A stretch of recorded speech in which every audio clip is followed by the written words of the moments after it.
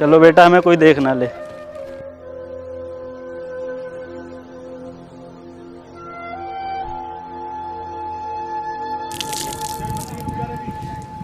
ओहो, अपने लड़के को शहर भेज रहा है। अभी बताता हूँ जमींदार साहब को।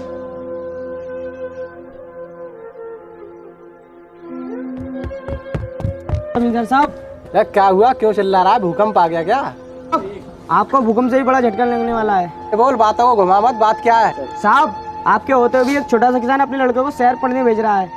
क्या कह रहा है? शहर? तूने ये बात पहले क्यों नहीं बताई? अभी वो ज्यादा दूर नहीं निकले, आप चाहे तो अभी उन्हें रोक सकते हैं। हमारे होते हुए इस गांव का लड़का कोई भी पढ़ने के लिए शहर नहीं जाएगा। अगर सब पढ़े लिखे हो जाएंगे तो हमारे खेतों में काम कौन करेगा?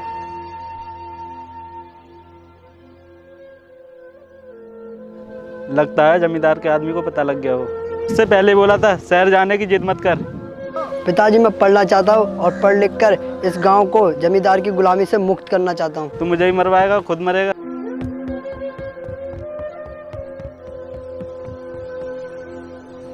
देखो कहाँ है वो, और मिलते ही दोनों के हाथ पैर तोड़ दो। साहब, वो दोनों यहीं आसपास ही होंगे, क्योंकि मैंने इसी रास्ते पर उन दोनों को जाते हुए देखा है।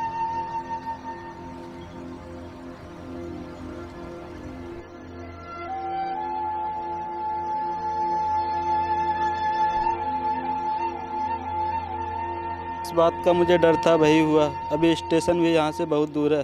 अगर मैं वहाँ जाने की कोशिश करूँगा तो पकड़ा जाऊँगा। अच्छा होगा कि मैं इसको घर लेकर चला जाऊँ। बेटे, सड़क के चारों तरफ जमींदार के आदमी फैल चुके हैं। हम घर चलते हैं, कल सुबह शहर के लिए निकलेंगे। ठीक है, पर मैं जाऊँगा जरूर।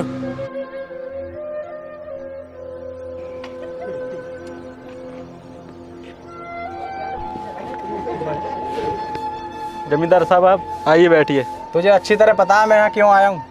मुझे क्या पता जमींदार साहब। जानकर अनजान बनने की कोशिश मत कर। तू अपने लड़के को शहर भेजना चाहता है, वो भी पढ़ने के लिए? मैं नहीं चाहता साहब, वो जिद कर रहा था, लेकिन मैंने उसे समझा दिया।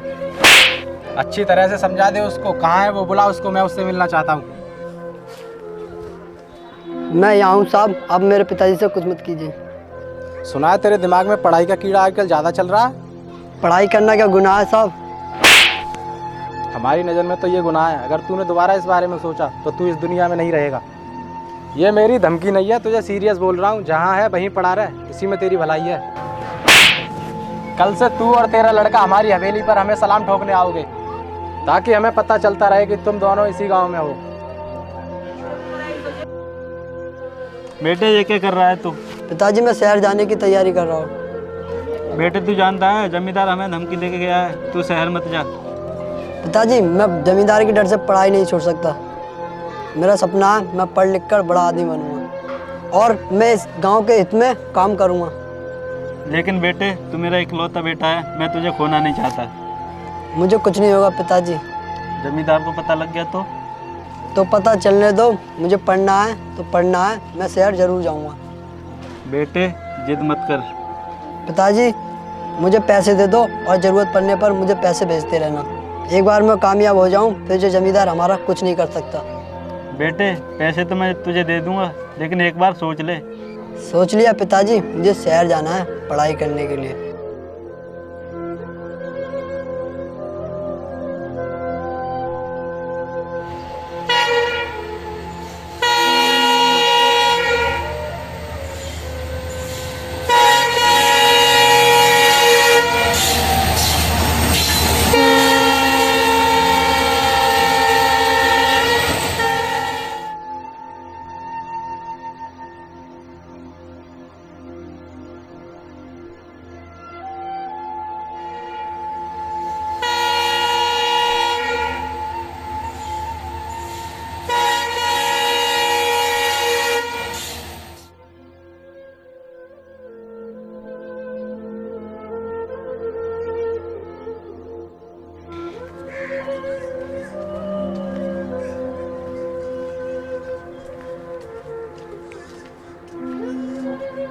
अरे आओ आओ, तुम्हारा वो पिल्ला नहीं आया?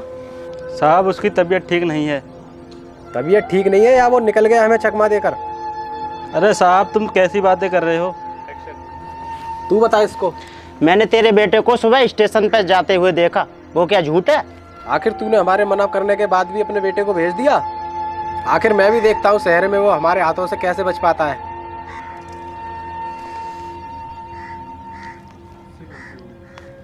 साहब उसके साथ ऐसा वैसा कुछ मत करना, उससे गलती होगी।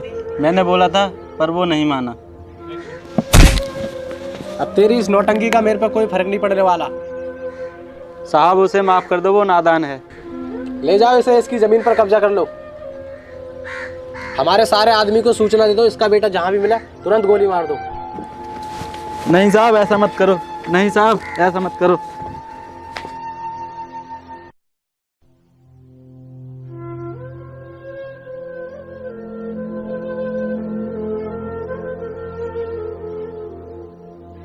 अरे वो कालिया, कुछ खबर मिली इसके पिल्ले की? हमारे आदमी ने उन 15 बच्चों का कत्ल कर दिया जो गांव से शहर गए थे। शायद उनमें से एक इसका भी लड़का हो। अच्छी बात है, लेकिन हमें पक्का सबूत ला कर दे। ठीक है साहब, कल तक आपको ये शुभ समाचार मिल जाएगा। कल ही मेरे बेटे ने पैसे ट्रांसफ़र करवाए थे, इसका मतलब वो अभी जिंदा है और सही सलामत है। सोच क्या रहा है तेरा वो पुल्ला अगर गांव में होता तो कम से कम सही सलामत तो होता, लेकिन अब तुझे उसकी लाश भी नसीब नहीं होगी। आपकी बात सही है मालिक। चल अब जाकर काम पर लग जा।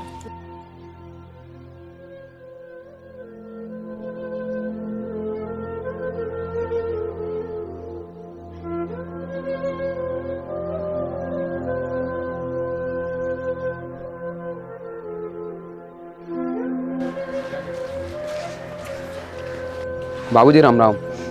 राम राम, कहो कैसे आना हुआ? बाबूजी हमारे गांव में बिजली की बहुत समस्या है। सूखा पड़ने के कारण कई किसान खुदकुशी कर चुके हैं। किसानों की समस्या का तो हमें भी बहुत दुख है, लेकिन हम क्या करें? बिजली की व्यवस्था को कैसे सुधारें?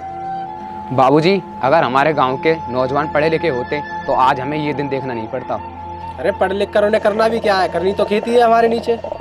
मेरे कहने का मतलब ये है साहब, गाँव के नौजवान जो हैं पढ़ लिख कर अपने घर का खर्चा तो चला ही सकते थे। अब हमारे गाँव के लोग जो हैं खेती पर ही निर्भर हैं और खेती भी बर्बाद हो रही है। हम जानते हैं इससे हमें भी बहुत नुकसान हो रहा है। साहब अब तो आपकी भी सारी फसलें बर्बाद हो गई हैं, अब क्या करोगे? ये क्या कह रहे हो तुम? इस तरह से तो हम बहुत नुकसान में चले जाएंगे। कुछ भी करके आप शहर जाइए, शहर जाकर बिजली की व्यवस्था करवाइए। ठीक है, हम कल शहर जाकर कलेक्टर से मिलेंगे। अभी सर हमें कलेक्टर साहब से मिलना है। ठीक है, 1 मिनट रुकिए। जय हिंद सर। जय हिंद।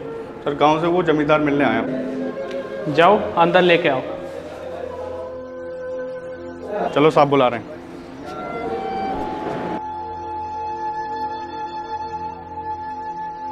राम राम कलेक्टर साहब। राम राम, बैठिए।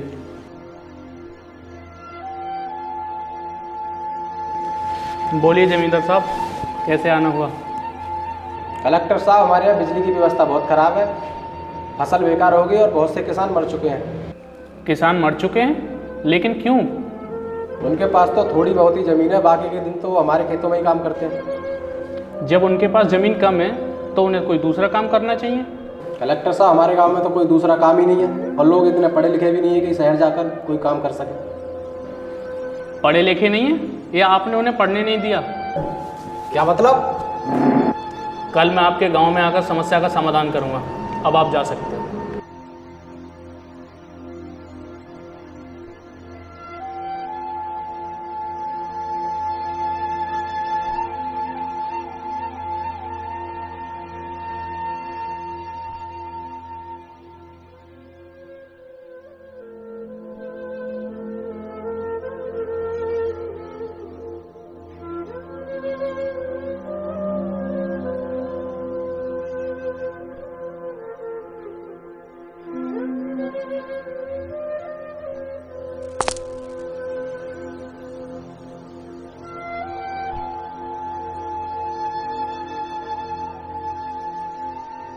लो कलेक्टर साहब भी आ गए।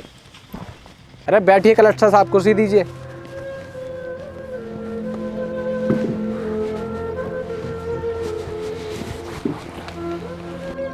आप भी बैठिए। आप कैसे खड़े हुए हो? साहब जमींदार के सामने बैठने की औकात नहीं है मेरी। नहीं नहीं, बैठिए आप। आप लोगों की समस्या सुनी मैंने। किसानों की मौत के बारे में सुनकर मुझे भी दुख हुआ, लेकिन आगे से ऐसा नहीं होगा। तो कलेक्टर साहब आप कहना क्या चाहते हो कि हमें उनकी मौत का दुख नहीं है? आप जमींदार नहीं, जिम्मेदार हैं उन किसानों की मौत के जो आज मारे जा चुके हैं। अगर तुमने गांव के बच्चों को पढ़ने की इजाज़त दी होती तो शायद आज वो लोग जिंदा होते। क्या तुम इस बात की गारंटी देती हो कि इस गांव वाले पढ़ लिख कर कुछ कर पाएंगे? बिल्कुल गारंटी देता हूँ, इसका सबूत भी है मेरे पास। क्या सबूत है तुम्हारे पास? हम भी तो जाने तुम किस बात पर घमंड कर रहे हो। सबूत मैं खुद हूँ, क्योंकि मैं खुद इसी गांव में पैदा हुआ हूँ। मैं इसी गांव का बच्चा हूँ। क्या इसी गांव के? पर किसके बच्चे हो तुम?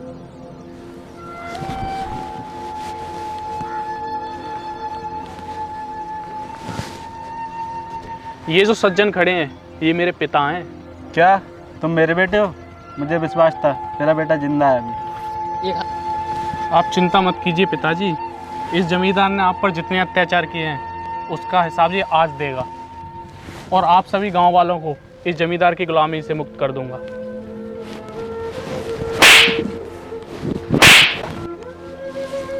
ऑफिसर, डाल दो इसे जेल में। नहीं साहब, मुझे माफ़ कर दीजिए, मुझे अपनी गलती का एहसास हो गया, आगे से ऐसा नहीं होगा। गांव वालों, आज के बाद तुम्हारे सामने बिजली की कोई समस्या नहीं आएगी, क्योंकि मैंने आपकी मांग को सरकार तक पहुंचा दिया है। बहुत जल्दी यहाँ बिजली घर बनने वाला है। गाँव वालों, मुझे माफ़ कर दो, आज के बाद मैं किसी को भी पढ़ाई करने से नहीं रोकूंगा, बल्कि इस गांव में मैं एक स्कूल बनवाऊंगा जिससे सभी गांव के बच्चे मुफ्त पढ़ाई कर सकें।